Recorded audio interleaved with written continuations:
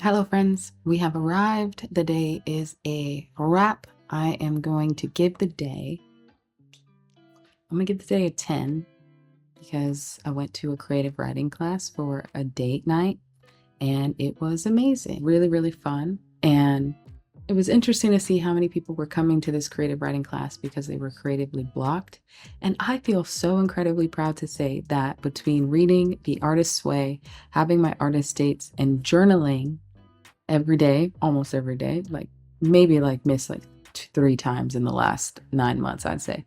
I have removed my creative block, which is why I started reading The Artist's Way in July. I wasn't able to create anything. I wasn't inspired by anything. I had just had like the most stressful like 2 months of my entire existence, and I was like, I need to create. And I felt so good to be in there and I don't know, it's so strange because you constantly, I think with imposter syndrome, feel like you are always behind or other people have things figured out. And then you realize that one, nobody has anything figured out. And two, you might be a little bit further than you thought in terms of whatever, I guess like the area, the subject area that you're focusing on. And in terms of allowing myself to flow creatively, I am solid. So we're just gonna pat ourselves on the back. That felt really, really good to know that I have so many ideas pouring out of my brain. The problem that I run into is I actually don't have enough resources or hours in the day to get them all out. So I have to prioritize. But it just feels good to kind of be bursting at the seams with ideas and creativity when, it seemed like for so long I was it felt like a dam.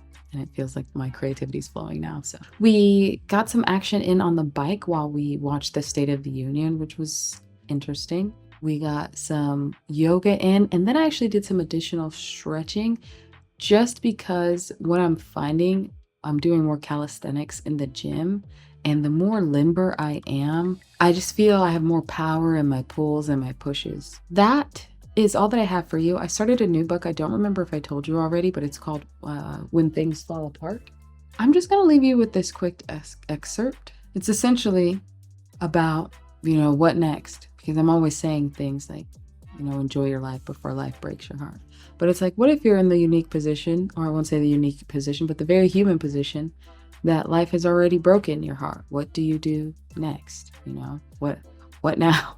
You say enjoy your life before life breaks your heart, but like been there, done that, wrote a country song about it. Okay, now what? I think this book is doing a really beautiful job of highlighting what that could look like and what that level of acceptance could look like, and how you fold in the experiences that you have into your life going forward and you accept where you are instead of trying to hold so rigidly to the past. And currently it's talking about staying in it, not running from any like pain or turmoil that you are experiencing, facing it and facing the truth in it, and not running and hiding and numbing ourselves or doing any distracting ourselves, not doing that. It's about staying with the shakiness right now. And so it says, to stay with the shakiness, to stay with a broken heart, with a rumbling stomach, with a feeling of hopelessness and wanting to get revenge, that is the path of true awakening. Sticking with that uncertainty, getting the knack of relaxing in the midst of chaos, learning not to panic, this is the spiritual path. Getting the knack of catching ourselves, of gently and compassionately catching ourselves, is the path of the warrior. We catch ourselves 1 zillion times as once again.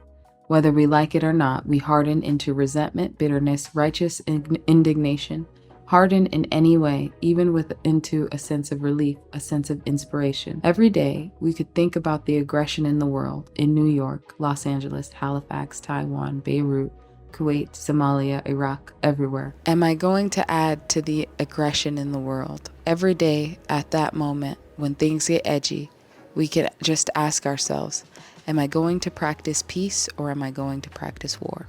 I think it's a beautiful testament to sometimes the lessons that we're learning don't come in the packages that we want them to.